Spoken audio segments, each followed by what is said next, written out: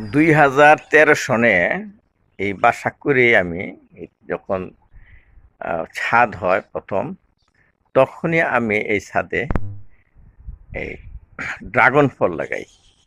এই যে দেখেন, এখানে দেখা যাচ্ছে ফুল। রাত্রে আরো প্রস্ফুটিত ছিল। এখন সকাল ফজরের নামাজ পড়ে আমি আসছি বাগানে, এখন এত বড় বড় দেখা যাচ্ছে যে। আর এর আগে যেগুলো ফুল ফুটছিল সেই ড্রাগন ধরেছে।